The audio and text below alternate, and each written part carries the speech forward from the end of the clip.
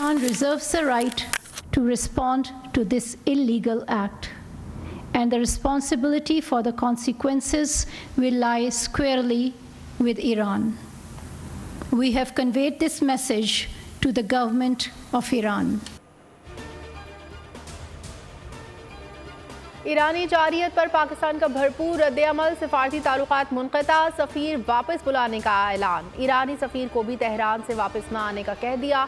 पाकिस्तानी हुकाम ने ईरान के तमाम दौरे मुलतवी कर दिए। तर्जुमान दफ्तर ख़ारजा के मुताबिक हमले की तमाम तर ज़िम्मेदारी ईरान पर आयद होती है। हमले के फ़ौरी बाद ईरानी नाज़िमुल उमूर की दफ्तर ख़ारजा तलबी वाज़ेह कर दिया, बलूचिस्तान में हमले के संगीन नताइज निकल सकते हैं। नताइज की ज़िम्मेदारी पूरी तरह से ईरान पर आयद होगी।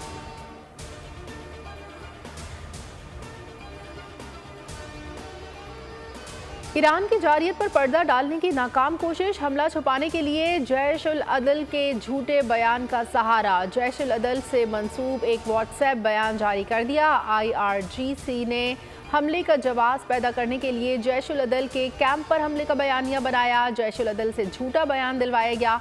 रॉकेट्स गलती से बॉर्डर क्रॉस करके पाकिस्तान चले गए। IRGC खुद जैश उल अदल को चलाने में मुलविस। पाकिस्तान का रिएक्शन देकर ईरान को अपनी बेतुकी हरकत का अंदाजा हो गया।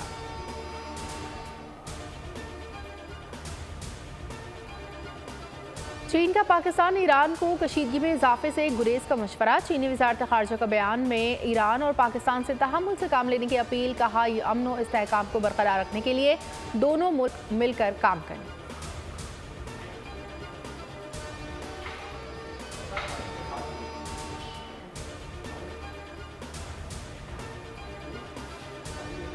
ईरान की पाकिस्तानी हुदूद की खिलाफ वर्जी, मखसूस सियासी जमात मामले को मज़मूम अज़ाइम के लिए इस्तेमाल करने लगी। वाक़े को बुनियाद बनाकर इंतशार फैलाने की कोशिश। सोशल मीडिया अकाउंट से इंडियन अकाउंट्स के साथ मिलकर मन घड़त प्रोपेगेंडा जारी।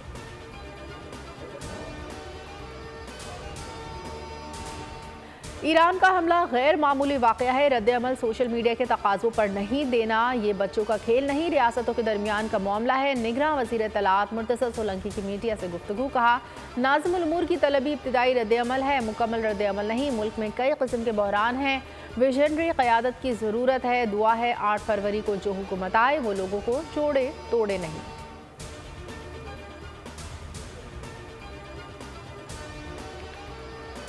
बलूचिस्तान में अमन और अमान के लिए हुकूमत और सिक्योरिटी इदारे पूरी तरह तैयार हैं। पाकिस्तानी खुद मुख्तारी के खिलाफ ईरान की कार्रवाई ताल्लुकात को नुकसान पहुंचा सकती है। निगरां वज़ीर इत्तलात बलूचिस्तान जाना चकज़ई कहते हैं, दहशतगर्दी खित्ते के तमाम ममालिक के लिए ख़तरा है।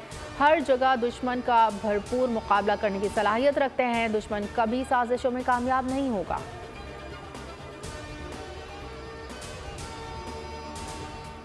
बिलावल को यहाँ से जितवा के MLA बनवाएंगे और उसको प्राइम मिनिस्टर बनाएंगे।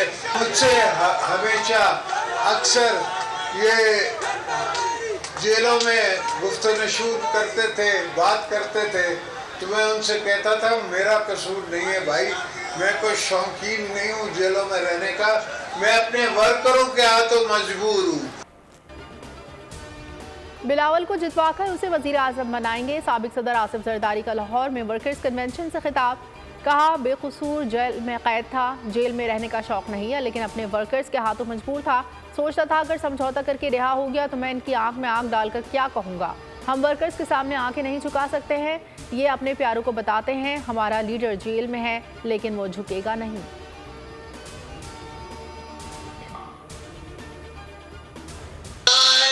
पाकिस्तान पीपल्स पार्टी के साथ थे, इंशाअल्लाह ताला हम इस शेर का शिकार करेंगे, इसका रास्ता रोकेंगे, इसको चौथी बार वजीर आजम नहीं बनने देंगे।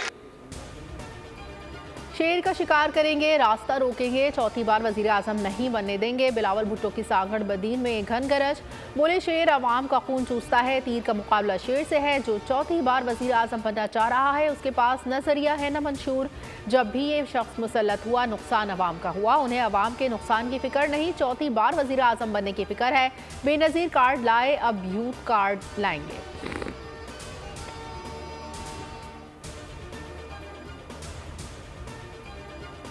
अल्लाह की बारगाह में पूछा गया तो कहूँगा पाकिस्तान को बचा लिया, सियासत को नुकसान हुआ, कोई दुख नहीं, रियासत बच गई, सियासत भी बच जाएगी। शहबाज शरीफ की बीट रिपोर्टर्स से गुफ्तगू, कहा इलेक्शन पाकिस्तान की तकदीर का फैसला करेंगे। जिस सफ़र को 2017 में डंडे और बल्ले से ख़त्म किया गया उसे दोबारा शुरू करना नवाज शरीफ की ख्वाहिश है। PTI से बल्ला छीनने के जिम्मेदार हम नहीं। इस मरतबा दूर दूर तक कोई साजिश नहीं हुई।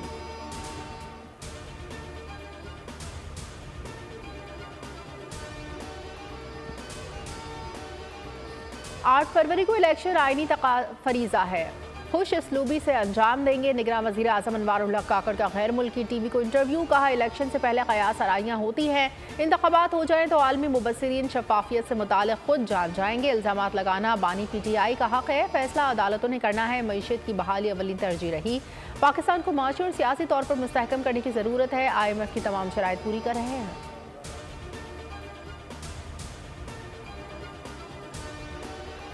पाकिस्तान में तर्ज़ हुक्मरानी बतदरीज बेहतर हो रही है। पाकिस्तान दुनिया भर में राहदारी के लिए अहम मुल्क है। निगरान वज़ीर आज़म अनवारुल हक काकड़ का पाथ फाइंडर्स ब्रेकफास्ट की तकरीब से खिताब, कहा पाकिस्तान एक अजीम मुल्क है और नौजवान हमारा कीमती असासा है। गवर्नर से मुतालिक चैलेंजेस का मुकाबला कर रहे हैं और टैक्स निज़ाम में इस्लाहात लाई जा रही हैं।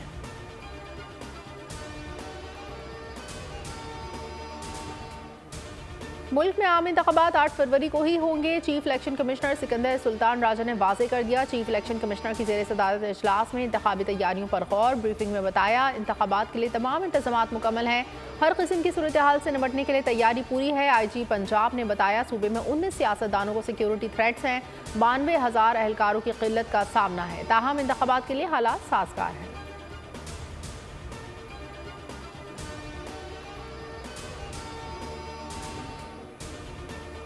बानी चेयरमैन इंतख़ाबात में हिस्सा नहीं ले सकते। लाहौर हाई कोर्ट ने कागजात नामजदगी मुस्तरद होने के खिलाफ दरख्वास्त खारिज कर दी। जस्टिस अली बाकर नजफी की सरबराही में 3 रुकनी बेंच ने फैसला सुनाया।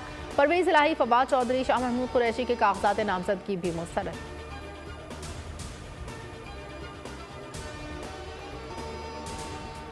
नाकामियों का सिलसिला तूल पकड़ गया। ग्रीन शर्ट्स जीत को तरस गए। न्यूजीलैंड ने तीसरा T20 भी बासानी जीत लिया। 225 रन के हदफ के ताक़ुब में टीम पाकिस्तान 179 रन तक महदूद रही। बाबर आजम ने 50 बनाई मगर रायग आ गई।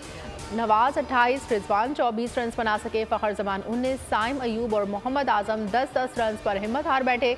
मेज़बान टीम को सीरीज़ में 3-0 की फैसला कुन बरतरी हासिल।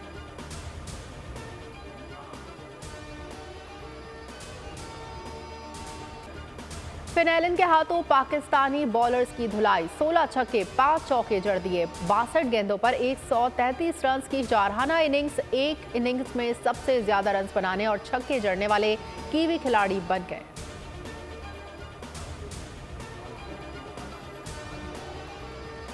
न्यूजीलैंड की टीम अपनी कंडीशंस में बहुत खतरनाक है। इसको शिकस्त देना आसान नहीं। T20 कप्तान शाहीन शाह अफरीदी कहते हैं बॉलिंग अच्छी नहीं कर सके, टीम में सलाहियत है। विनिंग कॉम्बिनेशन तैयार करने के लिए कुछ वक्त देना पड़ेगा। जल्द एक अच्छा कॉम्बिनेशन तैयार करने में कामयाब हो जाएंगे।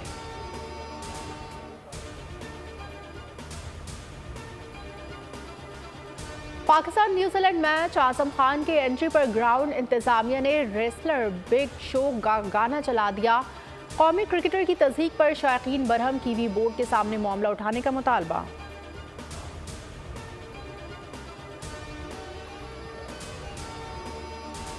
मौसमियाती तब्दीलियों के असरात। मुल्क में खुश्क सर्दी का दौरानिया तवील हो गया। पानी के ज़खायर में कमी का खतरा मंडलाने लगा। महकमा मौसमियात ने खबरदार कर दिया। 28 जनवरी से शुमारी इलाका जात में बारिश और बर्फबारी की पेशगोई। बेशतर मैदानी इलाकों में मौसम सर्द और खुश्क, शुमाली इलाकों में शदीद सर्द रहने का इम्कान। इसराइली सफ़ाकी थम न सकी। खान यूनुस में दर्जनों रिहायशी मकानात पर बमबारी से 23 फ़लस्तीनी शहीद। सहूनी फ़ौज की नासिर और अल अमाल अस्पतालों पर भी बमबारी। रफ़ा में इमारत पर हमले में एक ही ख़ानदान के 12 अफराद जाम शहादत नोश कर गए।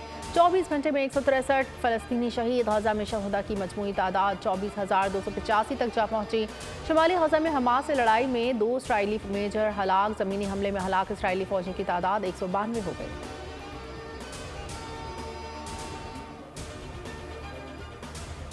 रूसी फौज का यूक्रेन के शहर खार्किव पर मिसाइलों से हमला, 17 यूक्रेनी हलाक। मेयर के मुताबिक रूस के S-300 मिसाइलों ने वस्ती इलाके को निशाना बनाया। 10 इमारतें तबाह, 3 मंजिला रिहायशी इमारत के बल्बे में शहरी दब गए। हलाकतों में इजाफे का खदशा। मॉस्को हुक्काम का दिफाई निज़ाम के जरिए यूक्रेन की 7 मिसाइल तनसीबात और 4 ड्रोन्स को तबाह करने का दावा।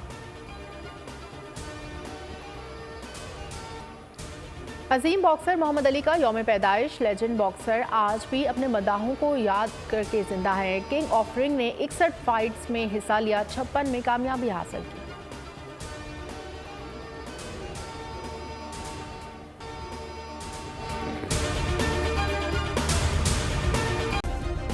सब्सक्राइब करें और बेल दबाएं ताकि कोई खबर रह न जाए।